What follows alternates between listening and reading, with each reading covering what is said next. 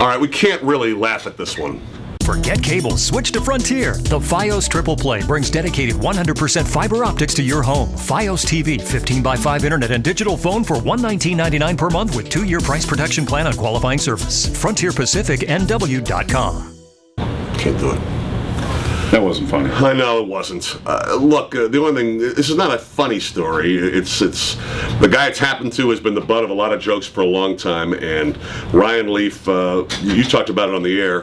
Maybe this is the low point that he needs to come back from, because obviously this is a guy with issues deeper than most of the time we see people have. You got experience in the rock and roll business. You've seen addiction firsthand, man. Yeah, and this is addictive behavior. Yeah. Beyond belief. Well, it's beyond. I mean, this is a guy who was in trouble on Friday, released a statement, hey, wait till the whole story comes out, paraphrasing basically, people will understand what's going on.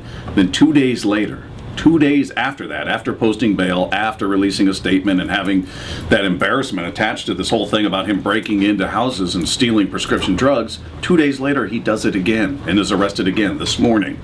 I mean, that speaks to a guy who's just clearly not in control of any decision making, and that's what addicts do. They do things that you wouldn't think they're capable of. They go to new lows. They just do things that are completely out of character. Common sense is out the window. But this seems almost even more extreme. 2 days, as high profile as he is. Right, that's the thing.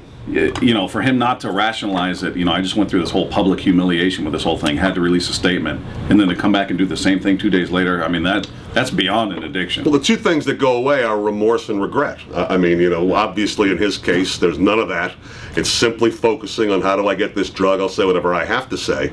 And to me, it's become that kind of a story. Now look, drug addiction is what it is, and this is the third violation like this. He's on probation already in Texas for this, so maybe one time it's possible that you look at it and the prisons are crowded and it's a nonviolent crime, and they're not going to treat him any differently, but the tendency might be to figure out a way to not send him to jail. I think in this case, find a way to try to treat him. Try and do something. I think in this case, while that's the way it should be, and that's got to be a parallel track, his treatment's they're going to have to send him to jail for something like this. I mean, listen, I don't know the law any better than anybody else, but I would be shocked if they threw the book at him. As much as you look at it and go, what, this is a guy who keeps doing the same thing over and over and over.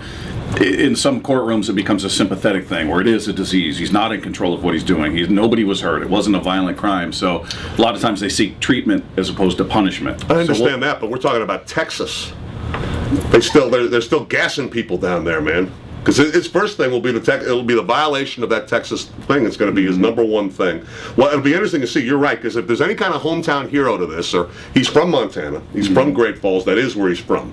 I don't know if charges have to be filed in this case, like you. I don't know all that stuff or not. But his big concern is violating his probation. They don't feel they feel a lot differently about it down there. So I think it's going to be a hard road for the guy, and I just feel for him because clearly this is a drug addict. Well, and I think what we learned is as bad as we all thought it was, it's worse, right? It's not to be joked at, yeah. No, it's not a joke at all, but I just think that was the thing that I came away from this whole thing with. It's just like, wow, I knew it was bad, but for him to go out and do what he did 2 days later speaks to the level of addiction that exists there. I mean, this is a guy, to say he needs help is an understatement, but it really is very, very sad. When he seemed like he kind of was getting it together. At least trying to, at least on terms with it, right? Yeah. Doesn't seem like that was the case at all, in fact.